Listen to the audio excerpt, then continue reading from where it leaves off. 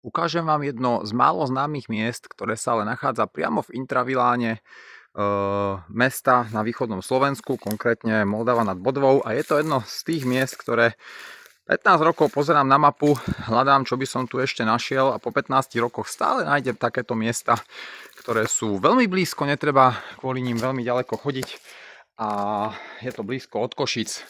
Pozrite sa, takáto krásna skalná brána, ktorá sa volá Moldavská skalná brána, a hneď vedľa malý priechod, také, že by sa tam možno že nejaké dieťa vošlo.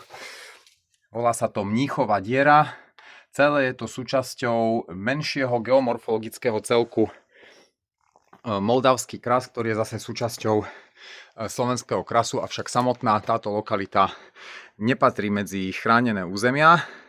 A je to až zarážajúce, lebo je to jedno z takých tých atraktívnych miest, ktoré je hneď súčasťou mesta. V podstate sa teraz pozerám na garáže a vzadu v pozadí vidíme polikliniku v meste Moldava nad Bodvou. Koľko to je? 20 metrov od chodníka. A málo kto o tom vie. Nož ale možno, že to má aj svoj istý význam. Takže keď sa tak pozerám na to, jak je toto miesto upravené, neupravené, aký je tu bordel, tak možno, že aj dobre, že o tom turisti nevedia.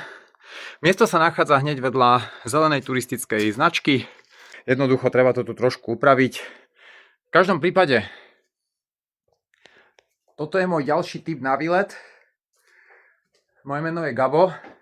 Budeme robiť aj výlety pre verejnosť. Už od septembra nás čaká niekoľko jednodňových výletov pre deti, rodiny s deťmi v rámci činnosti turistického outdoorového klubu Stopa. Otvárame čas výletov pre verejnosť, takže ak sa vám moje vstupy páčia a chceli by ste sa pridať, nie je problém, pridajte sa na niektorý z našich výletov, prípadne na niektorý z našich táborov, a dajte like na Facebook, follow na Instagram a vidíme sa pri ďalšom videu.